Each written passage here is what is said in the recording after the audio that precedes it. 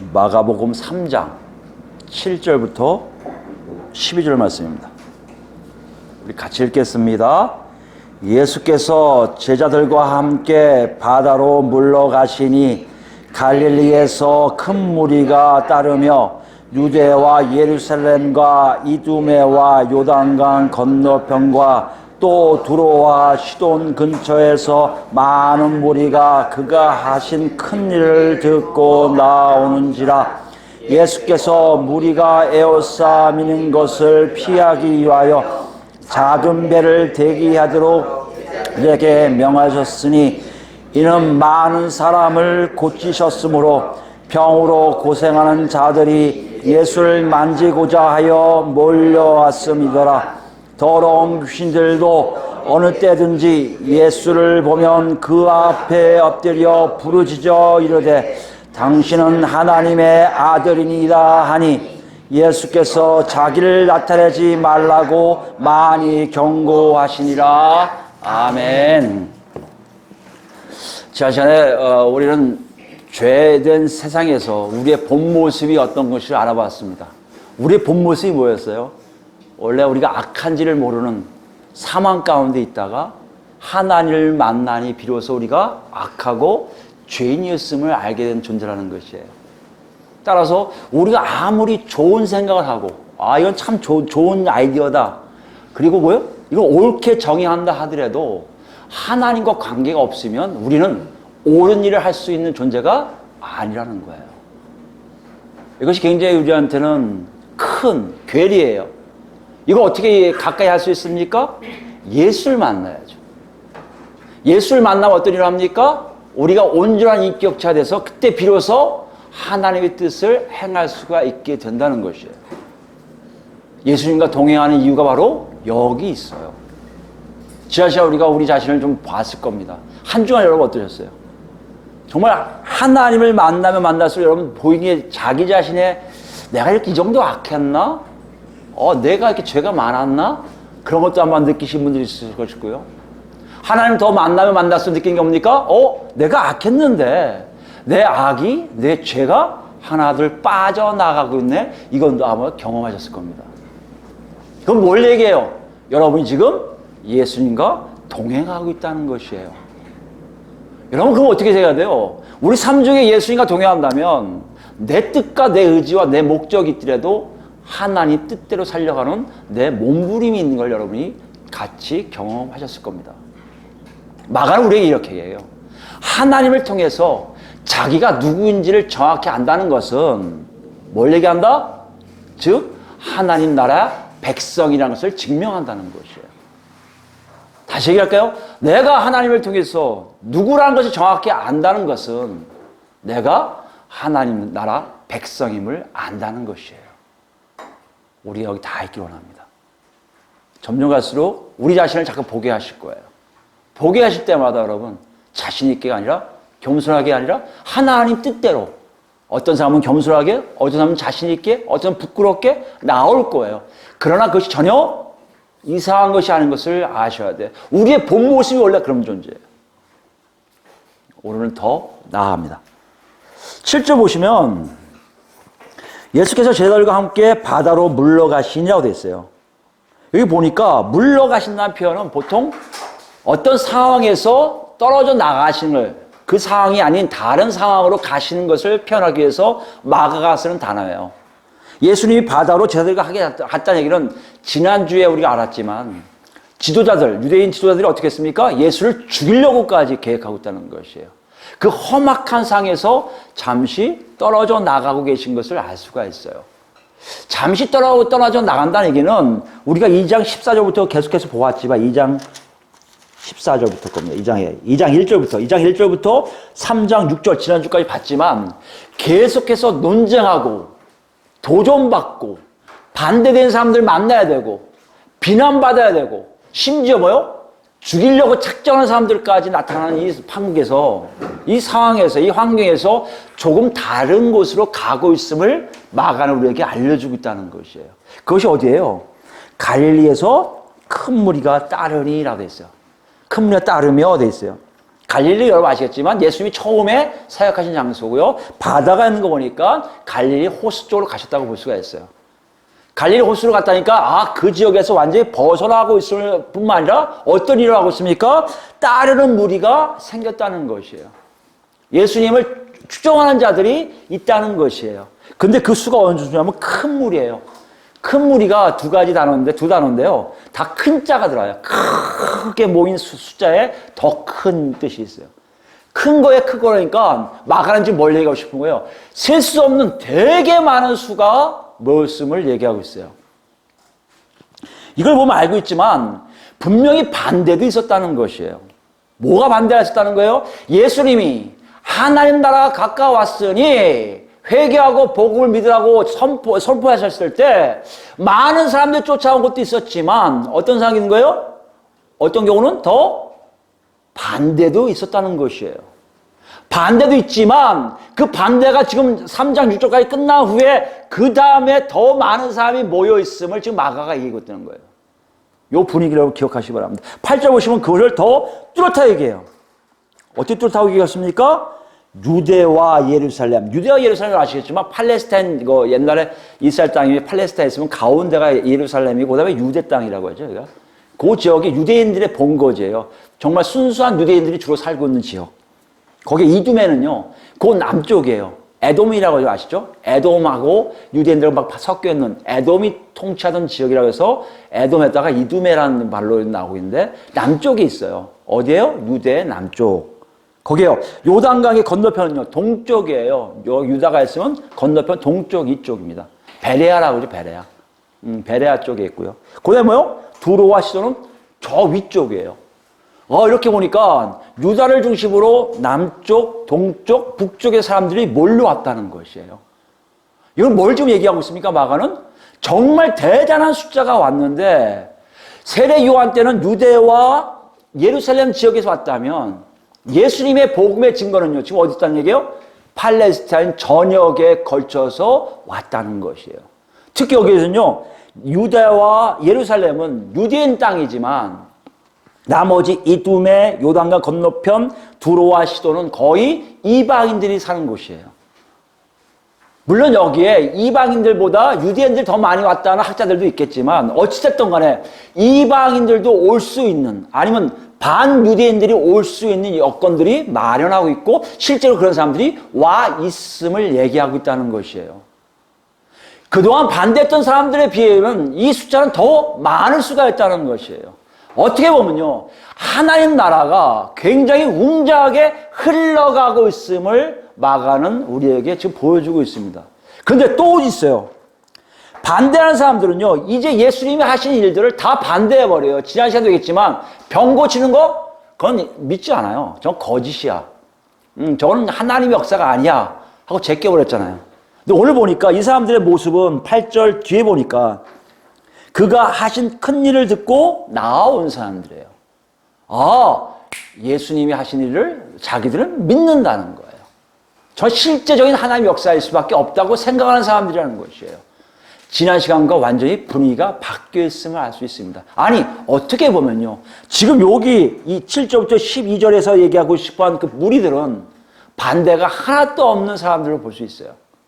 순수하게 예수님이 편안하게 뭔가를 얘기할 수 있는 분위기가 되어 있는 그것을 지금 얘기하고 있어요. 그런 환경이에요. 아마 여러분도 느끼겠지만 2장부터 시작돼서 3장 6절까지는 굉장히 갈등이었어요. 갈등. 거기 예수님이 모처럼 만에 휴식이 있는 것 같이 보이고 그것을 그리기 위해서 마가는 바닷가로 갔다고 얘기했어요. 이런 분위기였는데 마가는요, 9절에 와서 갑자기 좀 바뀌는 것을 우리에게 보여줘요. 예민하게 생각할 수 있지만 또 보면 또 그럴 수도 있다고 생각합니다. 9절 보시면 예수께서 무리가 에워싸 미는 것을 피하기 위하여 작은 배를 대기하도록 제자들에게 명하셨으니 라고 되어 있어요.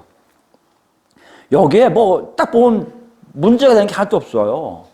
근데 학자들은 참 예리해요. 학자들은 단어 연구를 했더니 어떤 단어가 특별한 단어로 되냐, 마가가 이 단어를 왜 썼을까의 연구를 시작한 게 뭐냐면 밀다. 사람들 이렇게 밀다는 뜻 있죠. 푸시한다는 거죠. 근데 이게 원래 뜻은 그냥 사람을 그냥 미는 게 아니라 정도가 아니라 압박하는 거예요. 위협하는 거예요. 괴롭히는 거예요. 이 단어를 썼단 말이에요. 이거 결론을 얘기하면 지금 와갖고 우리는 생각하면 막 좋은 분위기, 저분이 예수님이야. 야, 예수님이 만났으니까 우리 뭔가 얘기하자 하고 분위기 있고 예수님도 왔냐, 니들 왔냐 이렇게 되는데 예수님 오히려 위협을 당하시는 거예요. 막 미니까. 예수님이 피하기 위해서 뭘 주문한 거예요? 작은 배를 바다에 띄우라고 주문하시는 거예요. 피하기 위해서. 아니, 친목단체로 정말 완전 열렬한 지지자들인데, 지지자들이 왔는데 예수님이 오히려 피하고 있다는 것이에요. 이건 어떻게 보면 해석학자들이 잘못한 것 같은 느낌도 들어요. 왜요? 그동안의 분위기가 완전히 바뀌기 때문에. 아니, 모순이에요.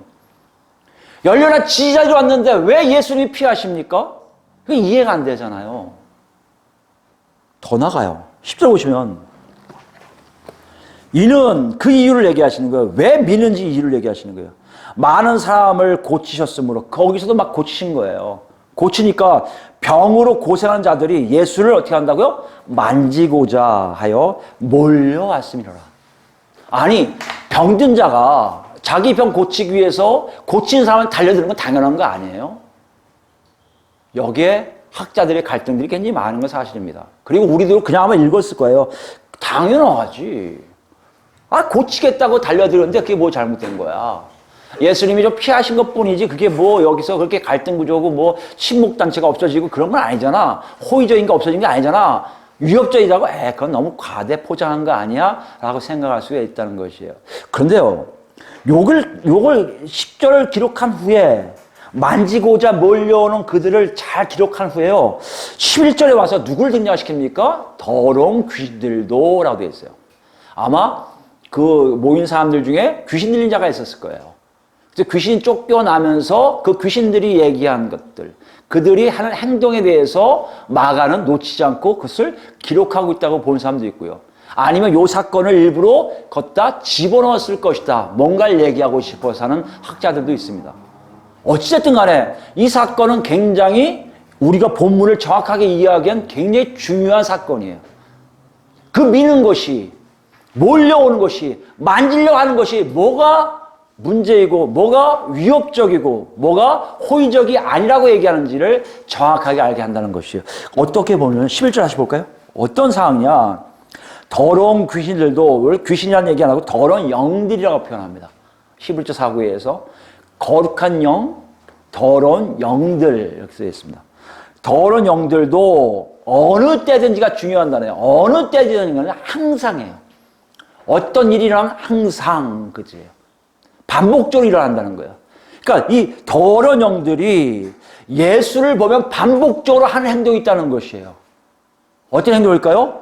그 앞에 엎드려요. 그 앞에 엎드린다는 게 무슨 말이에요? 발 아래 누운다는 거예요. 그 당시에 발 아래 쫙 엎드리는 건 뭘 얘기해요? 당신 마음대로 하세요 이 뜻이에요. 나를 처벌하든지 죽이든지 살리든지 마음대로 하세요. 쫙 엎드린다는 것이에요. 여러분, 이 단어가 뭐하고 지고 대조가 됩니까? 사람들이 미는 것과 대조가 되죠. 가만히 그 상황을 보세요. 사람들 지금 어떤 이유가 거예요? 막 밀어. 근데 귀신, 더러운 영들은요, 밀는 게 어디 있습니까? 그냥 납작이 엎드린 거예요. 납작드리고 자기 마음대로 달라고 이렇게 있는 거예요. 항복하는 항복. 마가는 지금 우리에게 그것을 정확하게 보여주고 있어요. 아무 말도 안 해요. 그리고 독자들한테 얘기하고 있습니다. 너희 생각에 무엇이 어떻게 진행되고 있는지 생각해 보라는 것이에요. 그들은 사람들은요, 지금 어떤 사람들이에요? 예수가 하신 일을 보고 믿어서 인정해서 예수를 만나고서 온 사람들이에요. 그뿐만 아니라 자기가 병든 몸을 날려고 예수께 달려드는 것이 당연한 사람들이에요. 근데 그분이 귀신들한테는요, 더러운 영들한테는요, 감히 손을 못 대고요, 납작 엎드릴 그런 분이라는 얘기예요. 이 차이를 분명하게 여러분 기억하십니까? 머리에 그려져요? 그리고 이렇게 물어봐요. 너희는 미는 자냐? 그분 앞에 엎드린 자냐는 거예요. 다시 얘기할까요? 그 사람들은 뭐 때문에 온 거예요? 자기 병이 낫고 싶은 거예요. 자기 필요가 있는 거예요. 자기가 도움을 받고 싶은 거예요. 자기가 뭘 욕구하는 게 있어요. 그것을 들어주기 위해서 예수를 잡고 있냐? 아니, 그분이 누군지 알아서 납작 엎드려서 그분이 나를 고치든 말든 도와주든 뭐 필요를 채워주든 상관없이 경배하는 자냐를 지금 묻고 있다는 것이에요. 어떻게 그것이 갈라집니까? 11절 뒤에 보면요, 귀신이 또 이렇게, 더러운 영들이 이렇게 고백을 해요. 부르짖어 이르되 당신은 뭐다? 하나님의 아들이니이다. 하나님의 아들이라는 단어를 여러분, 이 호칭을요, 여러분 익숙하잖아요. 마태복음 보면 베드로의 고백이에요. 그죠? 당신은 그리스도시요 살아계신 하나님의 아들이십니다. 근데 마가에는요, 그게 없어져요. 베드로가 그냥 당신은 그리스도이십니다 고백이 나와요. 이 하나님의 명칭은요, 하나님의 아들이라는 이 호칭은요, 되게 아껴둬요. 마가는요. 어디에 제일 처음 나옵니까? 여러분 잘 아시지만 예수님이 세례 받으실 때 하나님이 말씀하세요. 예수께요, 너는 내 사랑하는 아들이다. 하나님의 아들이라고 내가 사랑한다고 얘기하세요. 그리고는 귀신들, 더러운 영들은요, 처음에 여러분 알겠지만 1장에 보면 당신은 하나님의 거룩한 자니다까지만 했어요. 근데 오늘 두 번째로 하나님의 아들이라는 호칭을 이들이 쓰기 시작해요. 근데 굉장히 아이러니하게도 모순적이에요. 사실 모순적이에요. 사람은요, 이 호칭을 아무도 안 써요. 하나님의 아들이 뭐길래 여러분? 그 당시 하나님의 아들은요, 하나님과 준한 사람이에요. 하나님과 거의 맞먹는 존재예요. 아들이라는 표현이 있습니다. 법적으로 계승한 분이에요. 그래서 하나님을 알아야 그 아들을 알 수 있는 거예요. 구약에는 천사로 표현합니다. 너무나 영적인 존재라. 점점 오면서 달라져요. 하나님의 아들은 곧 하나님과 같은 존재라는 얘기예요. 하나님이 인정한 자가 예수 그리스도예요. 그걸 또 누가 지금 인정하는 거예요? 영물이지만 타락한 더러운 영들이 고백하기 시작해요. 하나님의 아들은 누가 고백한다고요? 그분이 누군지를 아는 자, 다시 얘기하면 하나님이 누군지를 아는 존재들만 고백할 수 있는 호칭이에요. 근데 지금 사람들은 이거를 쓰지를 않아요. 아니, 쓰인 건 관심도 없어요. 지금 뭐만 관심 있는 거예요? 자기가 낫기만 바라는 거예요. 자기가 도움을 받기만 바라는 거예요. 자기가 치료받기만 원하는 거예요. 밀려들어요. 막하는 것을 정확하게 기록하고 있어요. 그러면서 이렇게 얘기하는 것 같아요. 분명히 과거 반대한 사람들과는 분명히 차이가 있어. 분명히 다르지만 정말 한적한 곳에 와서 친목단체 같이 지지자들과 함께 다정하게 얘기하시는 예수님의 모습에서 나타나는 장면이 아니라 예수님은 외로우시고 아무도 자기를 인정하는 사람이 없어요. 더러운 영들, 눈에 보이지 않는 더러운 영들만 인정할 뿐이지. 그리고 거기에 대해서 보면 호의적이 아닌 위협적인 걸 볼 때 아예 반대하는 사람들과 나는 당신을 따릅니다 하면서 스스로 자세와 모든 것들이 안 나오는 사람들의 차이가 없음을 우리에게 보여주고 있다는 것이에요.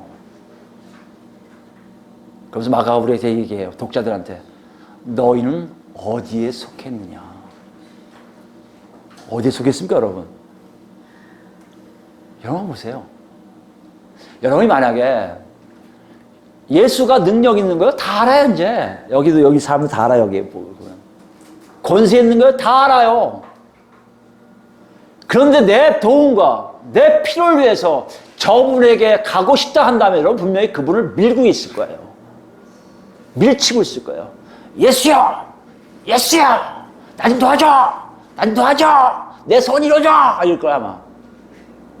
근데 만약 여러분이 그분이 하나님의 아들임을 안다면 여러분은 그러기 전에 이미 납작 엎드려 그분에게 최상의 예우로 경배하고 있을 거란 얘기예요. 마가는 둘 중에 어느 거라고 좀 묻고 있어요. 그러면 우리는 여태까지 신앙생활 해보면 알잖아요. 다 빠져나갈 비상물 다 만들어 놓잖아요. 그래서 이렇게 얘기할거예요. 알아야 해먹죠. 알아야. 몰랐는데 그걸 어떻게 알아요? 이런다고요. 그죠?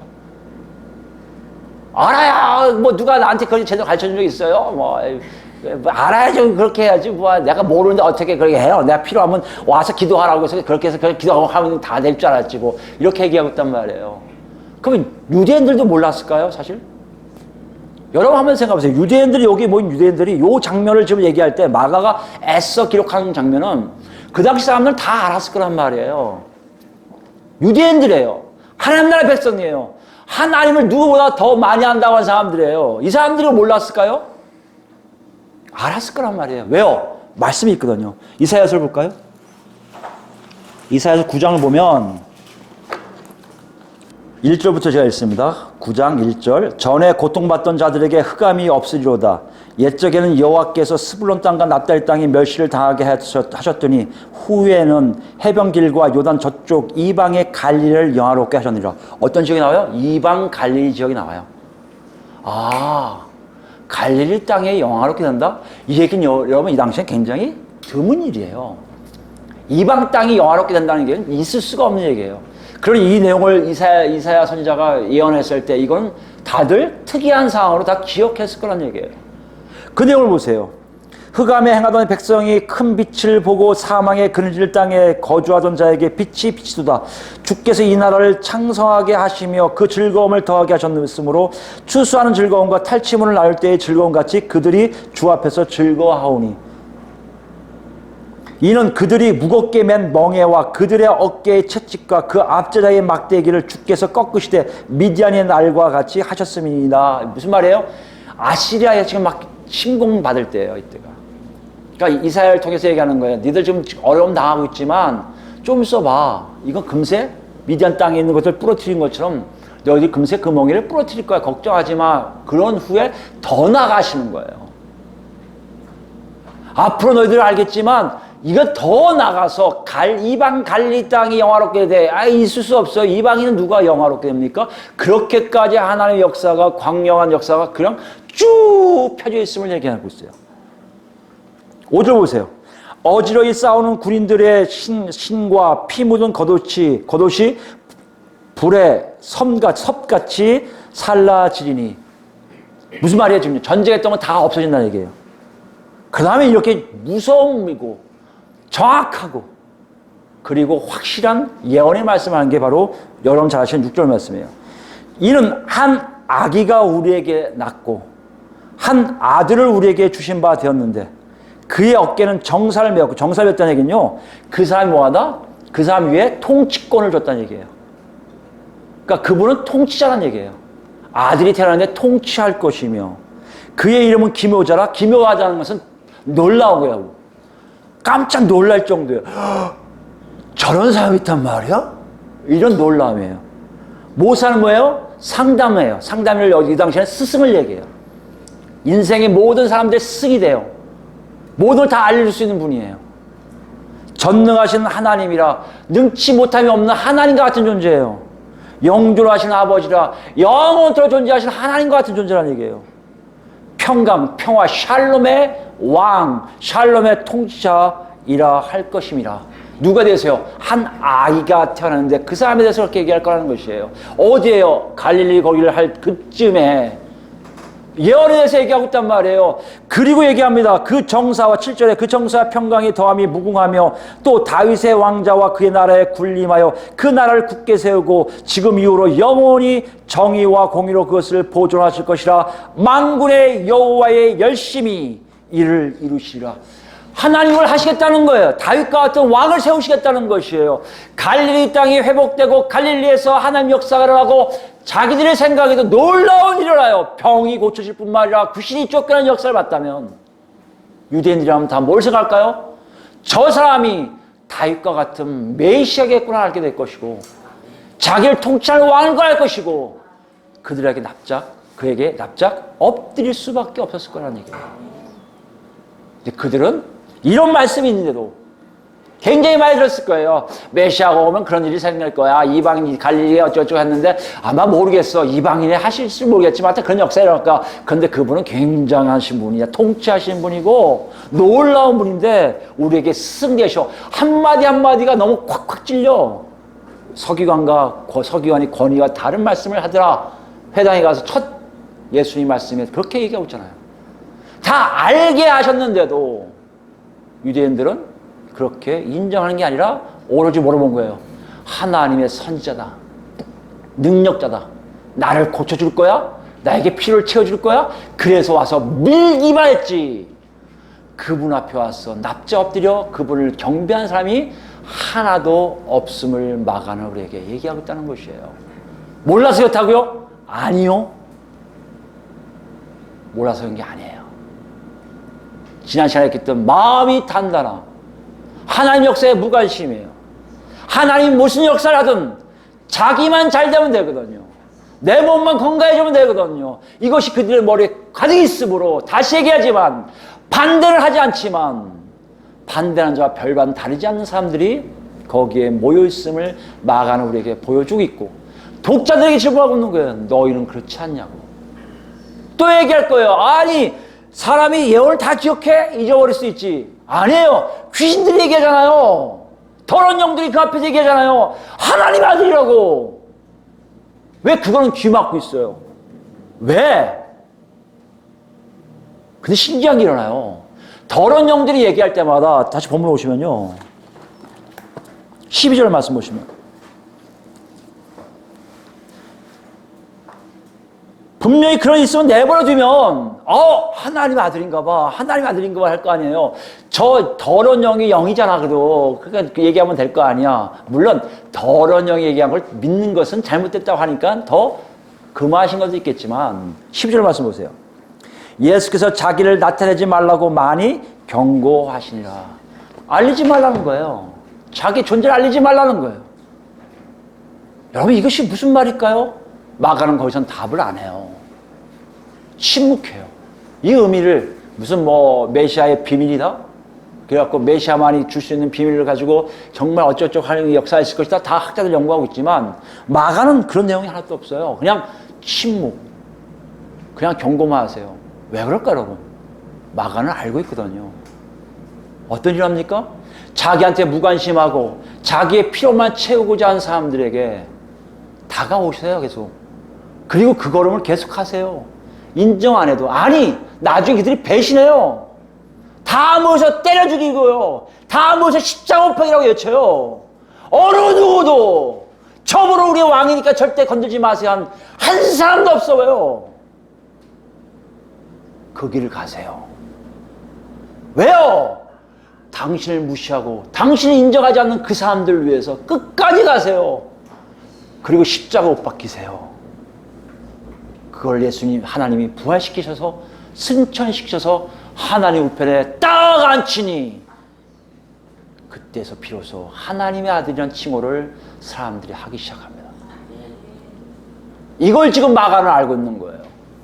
그리고 독자들에게 물어보는 거예요. 유대인들은 그때 몰랐을 수 있어. 독자들 우리 다 포함해서 너희는 알고 있니?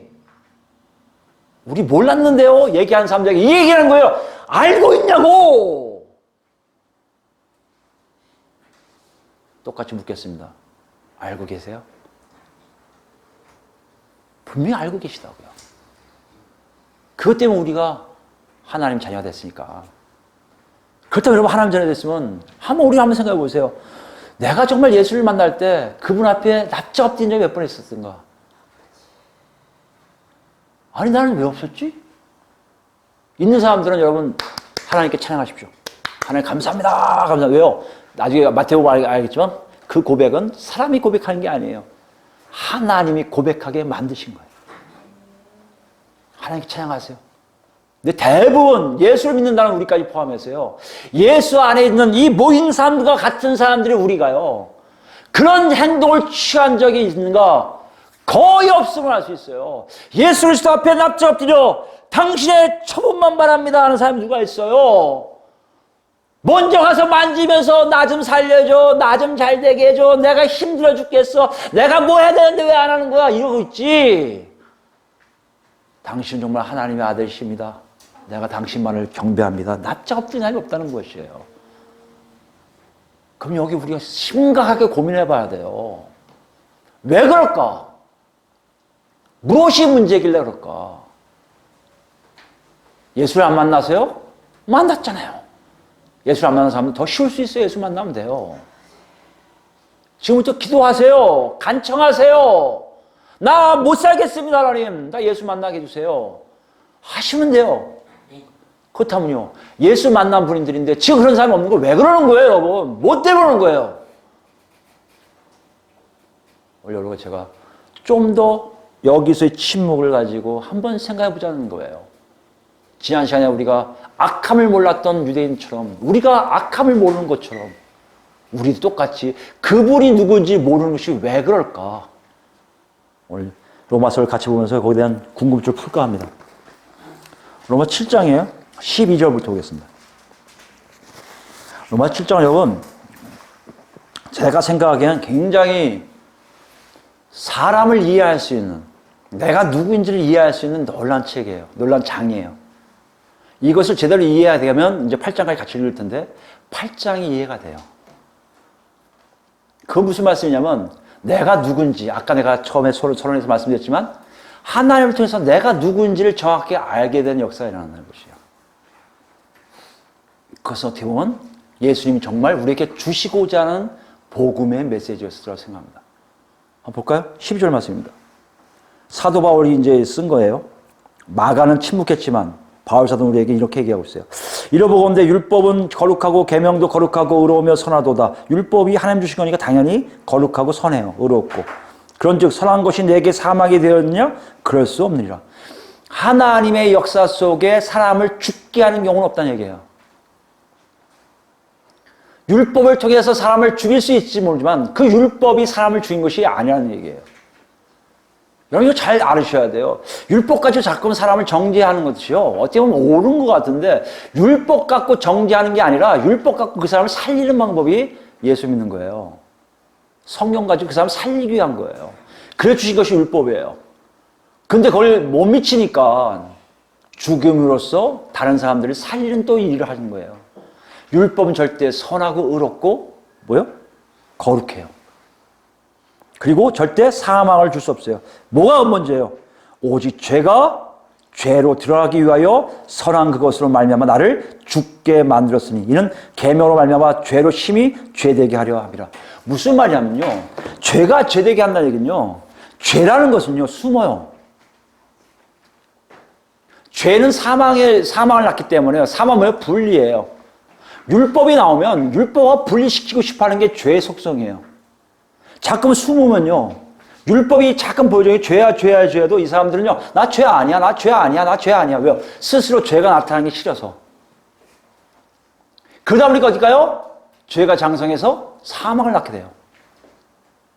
정말 율법에서 일어났을 때 잘못했습니다 나오면 되는데, 지난 시간에 얘기했듯이 하나님께 점점 가까이 갈수록 내 악함과 죄가 나타남으로 내가 살아나는데, 우리는 하나님께 나타나지 않고 가까이 가지 않고 오히려 내가 이 죄는 나쁜 죄요, 이런 죄는 나쁜 죄라고 스스로 빼려 하니 빼집니까? 안 빼져요. 더 악해지고 더 죄가 많아지는데 스스로는 선하고 의로운 줄 착각하게 한다는 거예요. 이게 우리의 본 모습이란 말이에요. 죄가 나를 자꾸만 도망가게 만들어요. 그걸 지금 얘기하고 있어요. 14절입니다. 우리가 율법은 신령한 줄 알거니와 나는 육신에 속하여 죄 아래 팔렸도다. 뭐야 지금요? 육신은 뭐요? 죄와 관련된 거예요. 여러분이 구원받고 좀 나오지만 구원받는 것 중에 아직 구원이 없는 게 뭐예요? 육신이에요. 몸. 사르크스라고 해서 타락한 체계를 얘기해요. 시스템을 얘기해요. 그래서 읽습니다. 내가 행하는 것을 내가 알지 못하노니 곧 내가 원하는 것을 행하지 아니하고 도리어 미워하는 것을 행함이라. 만일 내가 원하지 아니하는 그것을 행하면 내가 이로써 율법이 선한 것을 시인하노니 이제는 그것을 행하는 자가 내가 아니요 내 속에 거하는 죄니라. 내 속엔 곧 내 육신에 선한 것이 거하지 아니하는 줄을 아노니. 바로 이거예요, 여러분. 예수를 만나고 율법이 했던 일들을 예수를만 정확히 할 수 있는 게 뭔지 아십니까? 여러분 안에 절대 하나님의 뜻을 담을 수가 없다는 거예요. 특히 여러분의 이 육신에는, 세상과 연결되어 있는 이 육신으로는 아무리 선한 것을 하려고 해도 선한 것을 할 수 없게 이미 죄가 망가뜨려 버렸다는 얘기예요. 우리 예수를 믿으면 그것까지도 자유로 한다고 착각들 해요. 내가 예수 믿을 때 여러분 생각해 보세요. 얼마큼 여러분이 예수 믿을 때요. 어떤 분들은 회개하냐고 하루 며칠 몇 달 기도하면서 눈물 흘리면서 회개한 분 계실 거예요. 그 왜 그랬을까요? 기억하라는 거예요. 너를 그 죄에서 건져내심을 기억하라는 거예요. 어떤 사람은요, 그러지 않은데도 어느 날부터 다음 날부터 내가 그렇게 안 살려고 노력하고 있음을 여러분 보신 분 있을 거예요. 뭐 하라는 거예요? 기억하라는 거예요. 너희는 죄 속에 있었고 사망 속에 있었는데 내가 너를 건져냈음을 기억하라는 거예요. 근데 우리는 그 기억을 놓쳐요. 왜요? 육신에 죄가 있음을 모르기 때문에. 육신이 하나님 대로 살아요. 이생의 자랑이니 뭐 안목의 자랑이니 뭐 이색이 뭐 정욕이니 다 이쪽 아니에요. 내가 갖고 싶은 거, 내가 누리고 싶은 거 다 하는 것이 만약 이 땅에서 내가 잘 되고 있는 것이라 착각하게 만드는 것이 이 땅 시스템이고 죄된 세상의 사막의 모습이라는 얘기예요. 거기에 육신이 익숙하니 거기에 나를 맡겨버리는 거예요. 그럼 뭐밖에 없어요? 선함이 안 나와요. 여러분과 저를 정확하게 알기 바랍니다. 목사니까 또 다르겠죠. 나는 팔만 선하지 않겠지. 아니에요, 여러분. 똑같이 육신은 선한 것이 거할 수가 없게 됩니다. 18절에 그래서요, 원함은 내게 있으나 선을 행하는 것은 없노라. 이제 예수를 만나면 좀 알아요. 저거 해야 돼. 저거 해야 돼. 저거 해야 돼. 근데 못해요. 왜 못한다고요? 육신이 나를 그렇게 하지 못하게 만들어요. 왜요? 이미 여러분은 육신과 더불어 사는 삶이 익숙하기 때문에. 너무나 익숙해요. 여태까지 그런 훈련을 아무렇지 않게 받아왔기 때문에. 그래서 이제 고백하는 거예요. 이 고백 유명하잖아요. 바울 사도의 고백입니다. 내가 원하는 바 선을 행하지 아니하고 도리어 원하지 아니하는 바 악을 행하는도다. 만일 내가 원하지 아니하는 그것을 하면 이를 행하는 자는 내가 아니요 내 속에 거하는 죄니라. 아는 거예요. 자기가 지금 하는 일 안에 있는 것들이 뭔가 이렇게 살아있는 뭐가 있는데 이게 자꾸 얘기하는 거야. 야, 그거 하는 거 아니야. 이거 하는 거 아니야. 근데 자꾸만 그거 하지 말아야 될 걸 한다고요. 왜요? 내가 하는 게 아니라 내 육신이 죄에 의해서 장악됐기 때문에 그 죄가 날 자꾸 끌고 가는 거예요. 하지 말라도 자꾸 하는 거예요. 아니라도 가는 거예요. 왜? 그게 더 익숙하니까. 왜 모른다고요? 예수를 만났는데 왜 모른다고요? 그분이 왕인 걸 왜 모른다고요? 여러분에게 육신이 얘기하지 않아요. 여러분의 육신이 그렇게 얘기해요. 왕? 에이, 너한테 도움 줄 수 있는 분인지 모르지만, 네가 기도하면 도움 줄 수 있는 분인지 모르지만, 왕? 글쎄, 나는 모르겠다. 너 무관심하잖아, 그런 거에. 뭐, 거기 기울여. 먹고 살기 바쁜데. 차라리 먹고 살아. 그게 그게 좋은 거야. 이게 우리 육신이 하는지. 누구나 예외 없어요. 기도를 40시간 하는 분도 예외 없어요. 금식을 40일 매일 해도 예외 없어요. 똑같은 존재들이에요. 착각하지 마세요. 나 기도 많이 하니까 그런 상관없다. 아니에요, 여러분. 우리는 이겨낼 수가 없어요. 우리 몸은 그만큼 죄에 의해서 장악되어 있어요. 바울사도의 놀라움이 더 나옵니다. 이 아픔이죠. 그러므로 내가 한 법을 깨달았노니 곧 선을 행하기 원하는 나에게 악이 함께 있는 것이로다. 내 속사함으로는 하나님의 법을 즐거워하되 23절입니다. 내 지체 속에서 한 다른 법이 내 마음의 법과 싸워 내 지체 속에 있는 죄의 법으로 나를 사로잡는 것을 보노다. 내 안에서 싸우는 분명히 의한 마음이 있어요. 예수를 알았으니까. 율법을 아니까. 그러니까 어떻게 한다고요? 져요. 누구한테 져요? 육신을 갖고 있는, 육신을 장악하고 있는 죄가 나를 끌어들여서 이겨버려요. 여러분 힘으로 나 오늘부터 착하게 한번 살아볼래. 정말 성경 있는 대로 한번 착하게 살아볼래. 몇 번 한번 카운트 해보세요. 제 기록은 제가 5일 살다가요. 제 아내하고 대판 싸우는데요. 과거예요. 현재는 아닙니다. 과거에 그랬어요. 오래 참았어요. 어떤 분이 설교하기를 선을 쌓으면 선이 나온대요. 그 선을 쌓으면 된다고 내가 선을 막 쌓았다니까요. 열심히 쌓았어요. 근데 한번 퍽 터지니까요. 내 얼굴을 화장실 들어가서 내 얼굴 못 보겠더라고요. 잘하면 내가 유리창 깨버렸어요. 그 거울을. 얼굴이 완전히 악 자체야. 악. 사람은요 이길 수 없어요. 여러분 착각하지 마세요. 내가 노력하면 이기겠지? 착각하지 마세요.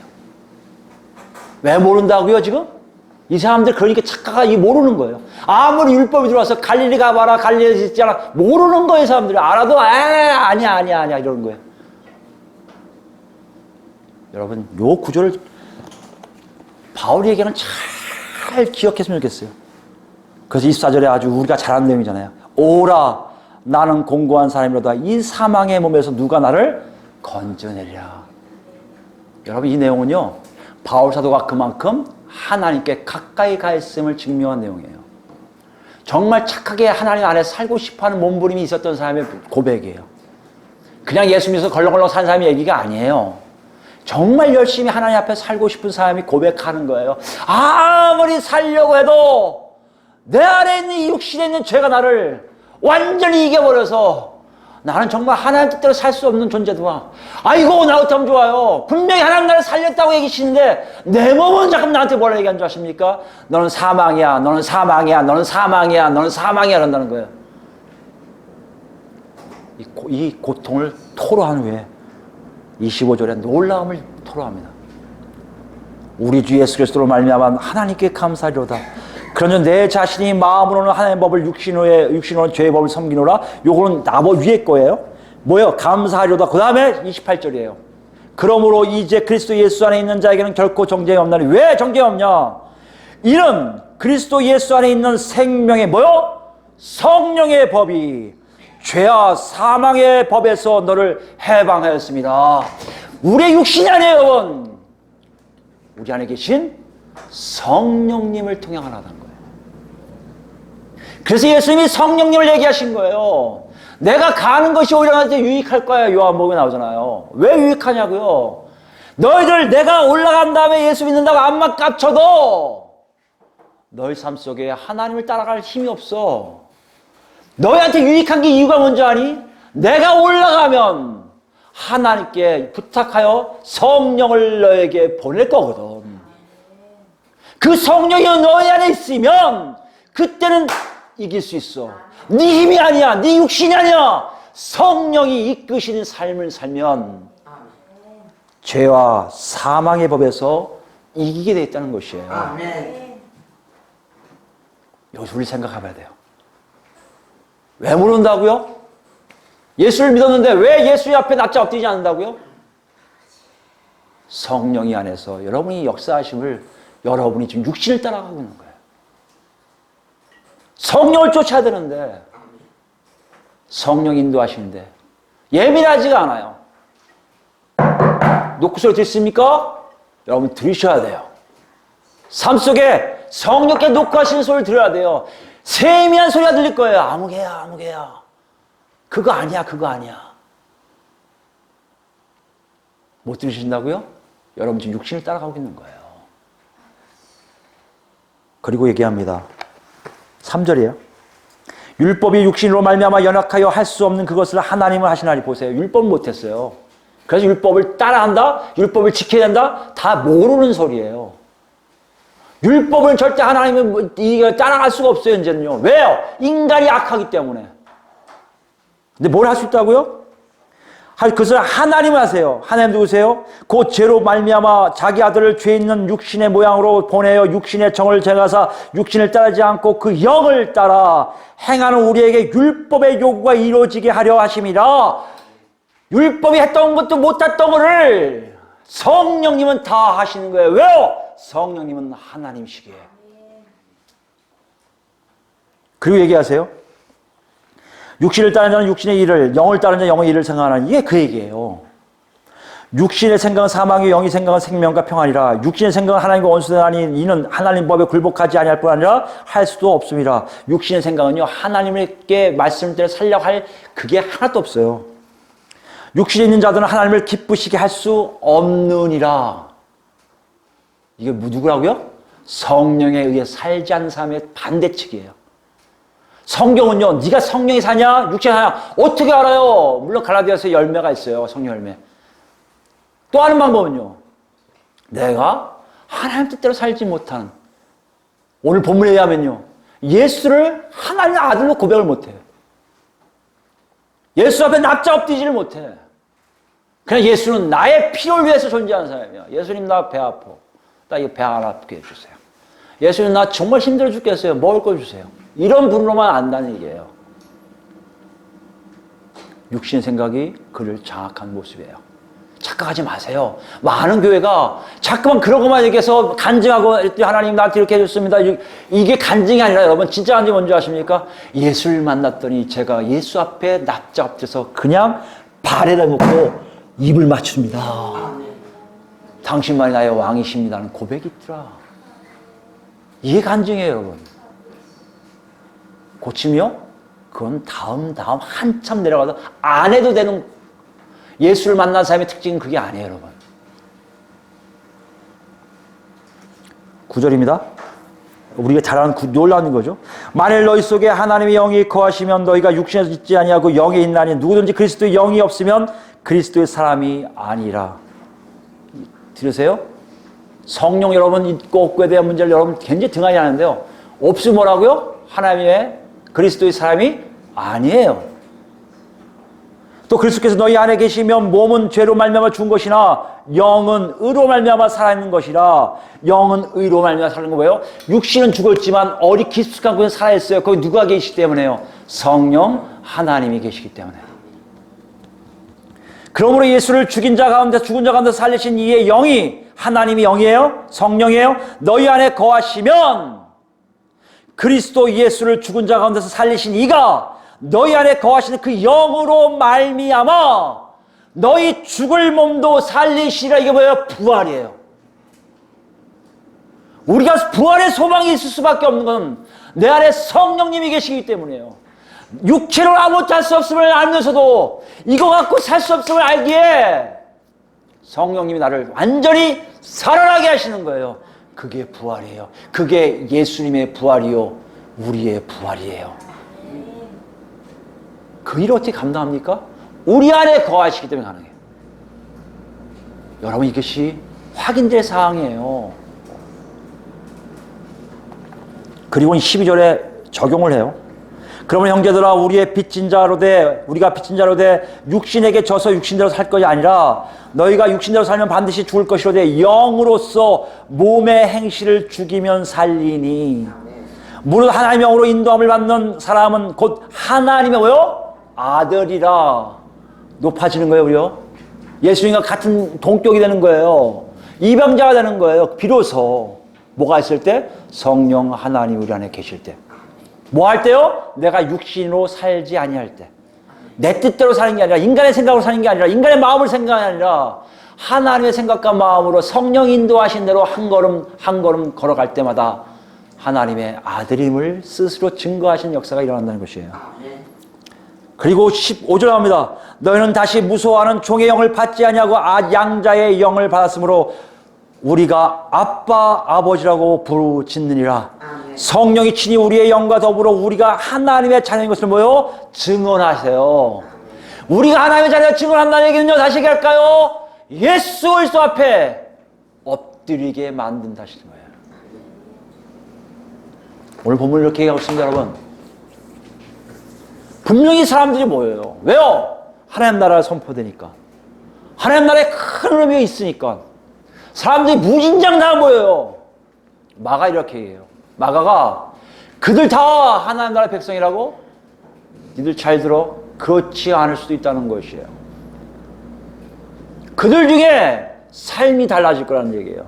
어떤 사람은 밀치기만 해요, 예수를요. 자기가 필요해서. 예수님 이거 해주세요. 이거 해줘요. 이거 해줘요. 위협해요. 이거 안 해줘요. 옛날 어떤 간절한 분이 뭐 발로 뻥 차고 뭘 날쳤다고 했어요. 그때만 해도 그게 만들 것 같은데 제가 볼 때는 이걸 생각하면 그분은 예수를 만난 게 아니에요. 어디 예수 앞에 이걸 치면서 막 때려부시면서 안 해줄 거야, 이러도 안 해줄 거야, 내 몸 상처내면서 이러도 안 해줄 거야. 이거 자해단이죠. 공갈단이죠.